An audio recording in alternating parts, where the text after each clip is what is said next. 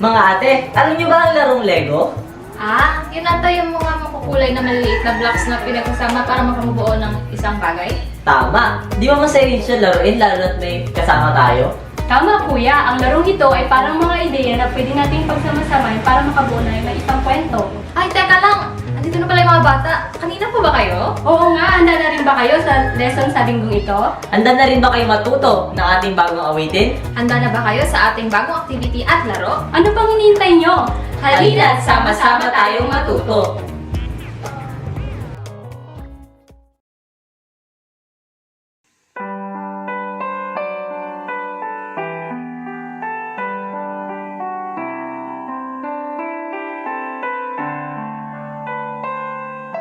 Seek ye first the kingdom of God and His righteousness, and all these things shall be added unto you. Hallelujah, hallelujah,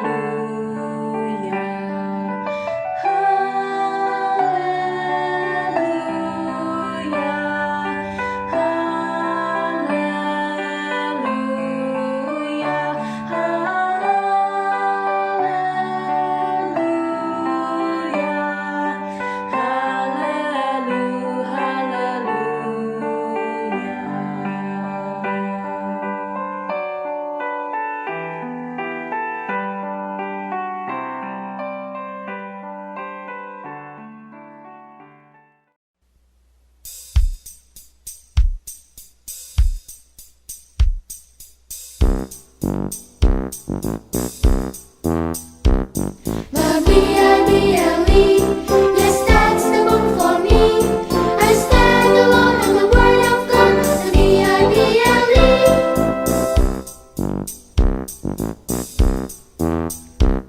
The B-I-B-L-E, yes, that's the book for me. I stand alone on the Word of God. The B-I-B-L-E.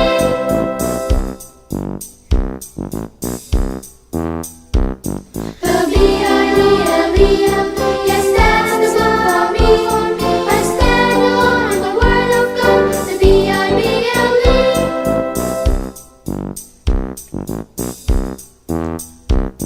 The B-I-B-L-E, yes, that's the book for me. I stand alone on the Word of God. The B-I-B-L-E.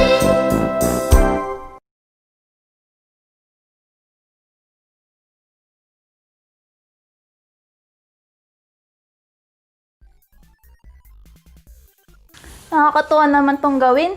Kapag nagsama-sama ang bawat isa, makakabuo ako ng isang magandang bagay. Hello mga bata! Nag-enjoy ba kayo sa ating pag-aawitan? Hindi ba't masaya kapag sama-sama? Mas marami, mas masaya. Handa na ba kayo sa ating pagbabalik-aral? Kung handa na kayo, halina samahan niyo ako para sa ating pag-review. Unang tanong, ayon sa tradisyon, anong nangyari kina Apostol Andres, Apostol Pedro, at Apostol Pablo? Tama! Lahat sila ay nangaral ng magandang balita tungkol kay Jesus at dumanas ng paghihirap dahil sa kanilang pananampalataya. Ipinako sa krus ng patiwarik sina Andres at Pedro, samantalang si Pablo ay pinagutan ng ulo. Pangalawang tanong, kaninong sinisi ni Emperador Nero ang sunog sa Roma? At ano ang ginawa niya sa kanila? Tama! Isinisi ito sa mga Kristiyano at ipinalapa sila sa mga aso at ipinasunog ng buhay. Pangatlong tanong, ano ang naging pag-ugali ng mga Kristiyano habang sila ay inuusig? At ano ang nangyari nang makita ng mga taga-Roma ang ganitong pag-ugali? Tama ulit mga bata, nanatili silang maamo at mabuti. Marami sa mga taga-Roma ang sumampalataya rin kay Jesus ang naging tagasunod niya. Para sa ating huling tanong, ano ang natutunan natin tungkol sa mga sinaunang Kristiyano? Tama! Buong tapang at kusang loob silang nagtiis ng paghirap alang-alang kay Jesus. Ang pag-ugali nila ay nagsilbing inspirasyon sa ibang sumampalataya rin kay Jesus. Ang husay niyo mga bata! Ngayon, ihanda natin na ang ating mga sarili sa bagong aralin ngayong linggo. Alamin natin kung ano ba ang mensahe para sa atin na nagmumula sa Diyos.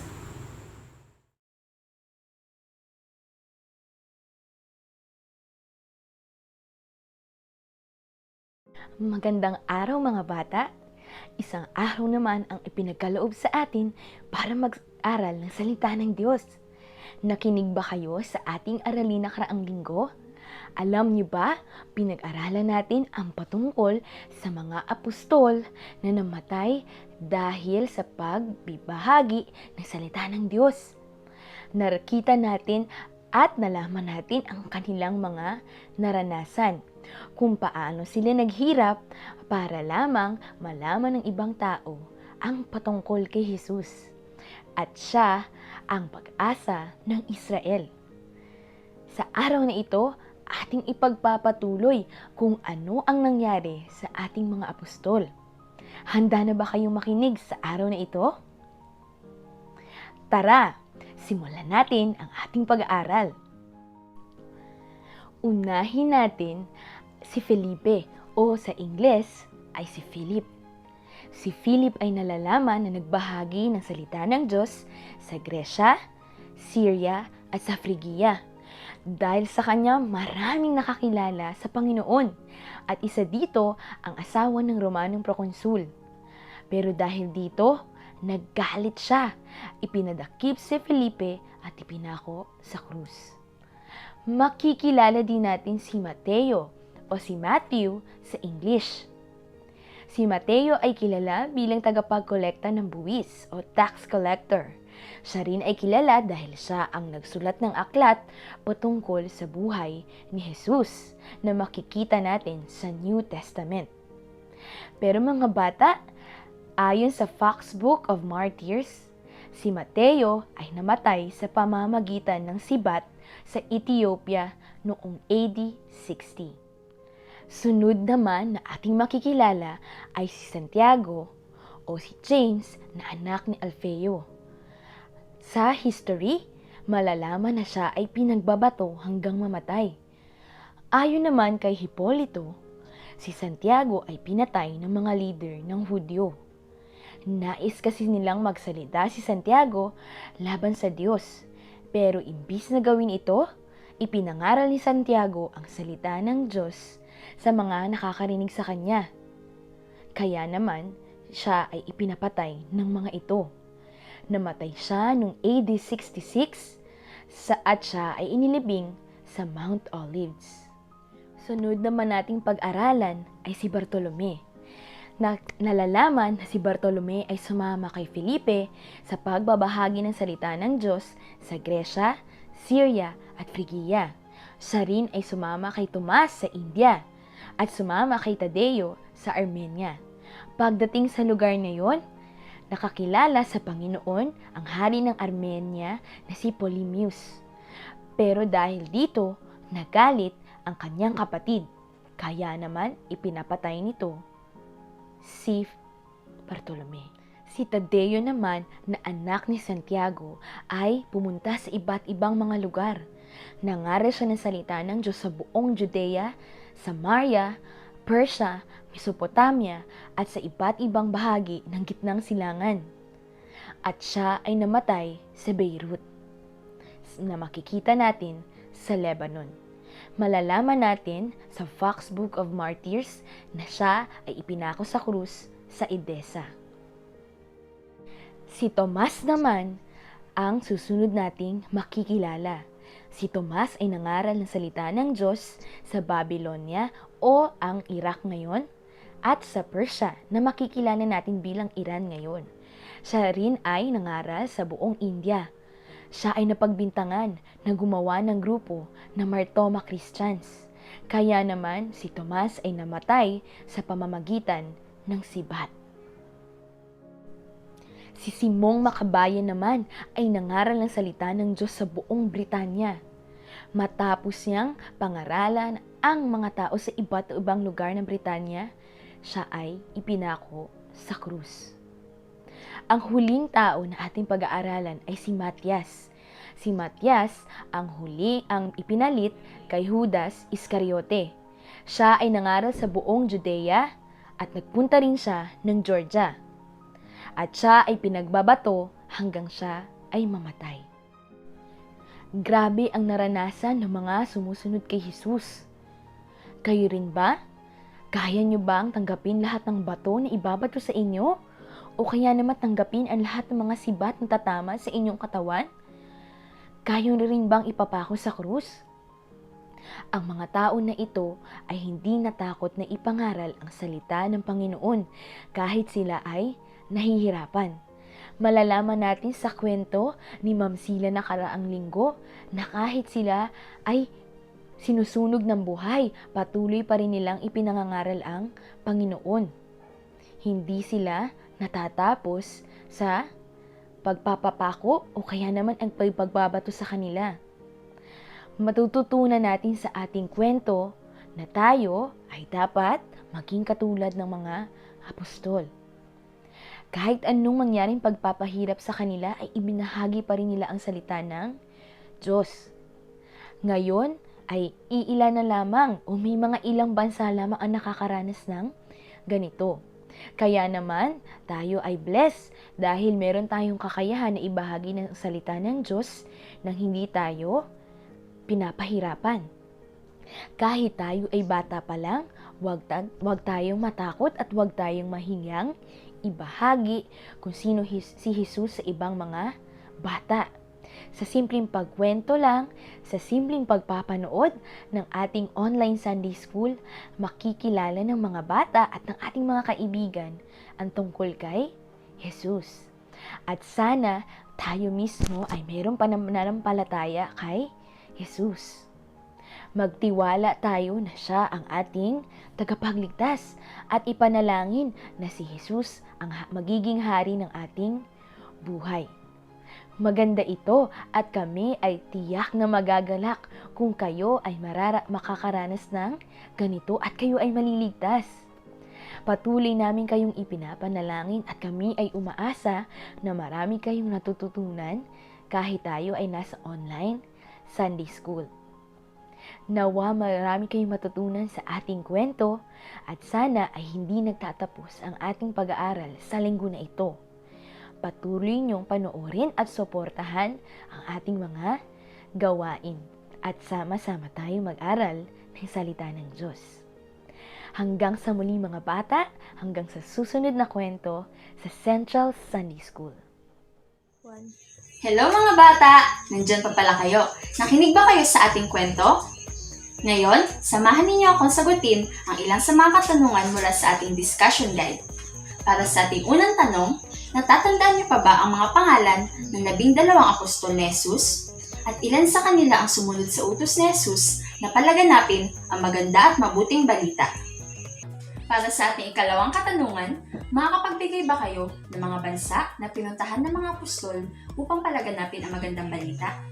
Para sa ating ikatlong katanungan, ano ang nangyari sa mga apostol na ito? At para sa ating ikaapat at huling katanungan, ano ang natutunan natin ngayon patungkol sa mga sinaunang Kristiyano? Laging isipin mga bata at huwag kakalimutan. O siya, maiwan ko muna kayo at tutulungan ko muna si Bunso sa pagbuo ng puzzle upang makagawa ng bahay. Paalam! Mga bata, sabay-sabay natin bigkasin ang ating memory verse para sa linggong ito. Ito ay makikita sa Gawa 20, versikulo 24. Subalit walang halaga sa aking buhay, magawa ko lamang ang aking tungkulin at matapos ang gawaing ibinigay sa akin ng Panginoong Hesus. Ang pagpapahayag ng magandang balita tungkol sa kagandahang loob ng Diyos para sa tao.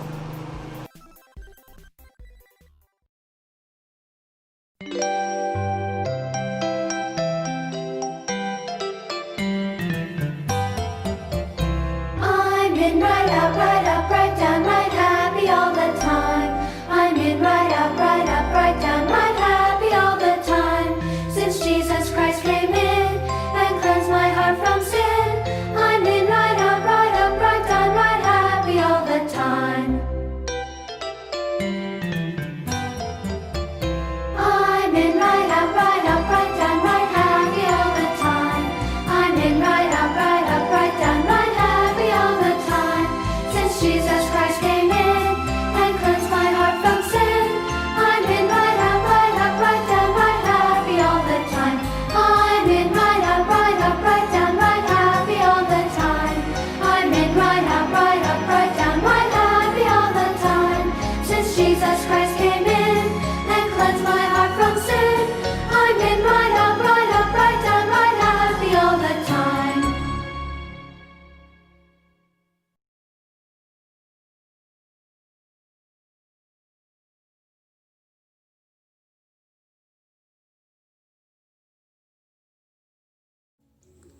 Hello mga bata! Ang craft natin ngayong linggo ay lamparang gawa sa papel. Ang mga kailangan natin ay makukulay na papel, stapler, double-sided tape, at gunting. First step, itupi ang isang piraso ng papel ng pahaba. Siguraduhin diinan ang pagkakatupi nito. Gamit ang gunting, gumupit ng mga linya sa papel na pantay ang mga pagitan. Siguraduhin na mag-iiwan ng margin sa itaas na bahagi.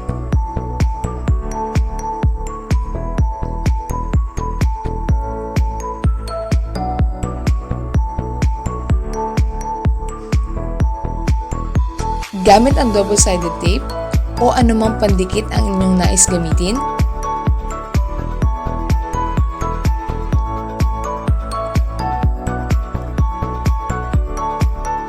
idikit ang ginapit na papel.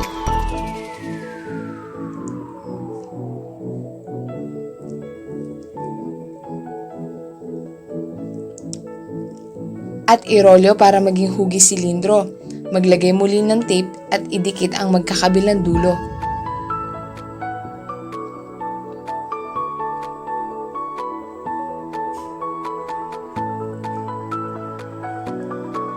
Gamit naman ang piraso ng papel, lagyan ng hawakan ang lampara.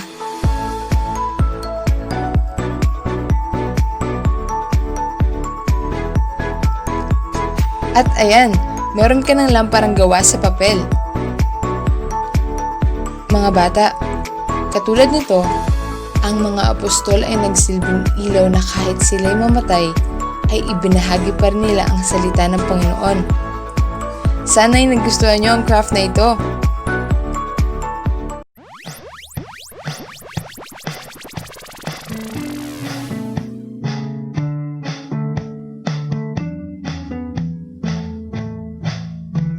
It only takes a spark to get a fire going, and soon all those around can warm up in its glowing.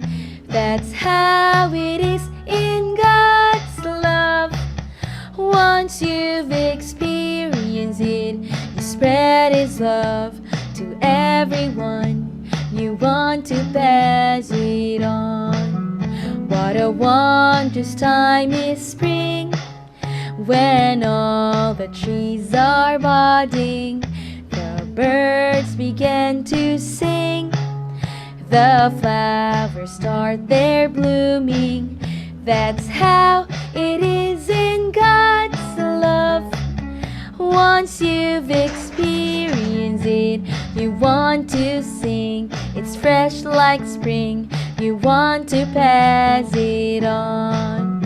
I wish for you, my friend, this happiness that I found. You can depend on Him. It matters not where you're bound. I'll shout it on the mountaintop.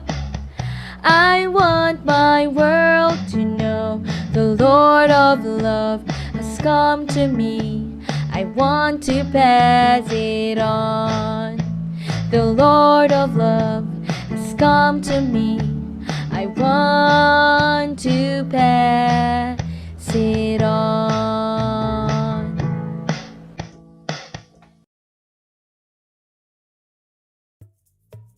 Ang saya no? Ang dami natin natutunan sa linggong ito. Ang dami palang pinuntahan ng mga apostol para ipahahagi ang salita ng Diyos. Tama, nakamamangha rin ng mga ginawang pagsasakripisyo ng mga sinaunang Kristiyano. Oo nga no, ang sarap nilang tularan. Kayo ba mga bata, handa na ba kayong sumunod at magsakripisyo para sa Panginoong Hesus? Hanggang sa susunod na linggo. Sama-sama tayong matuto mula sa Biblia. Don't forget to like, comment, share, and subscribe sa ating YouTube channel na Central Sunday School. Hanggang sa muli, paalam!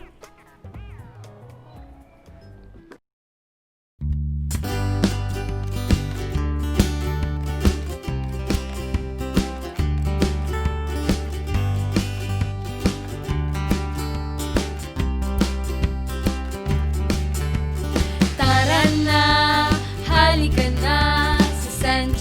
Sunday.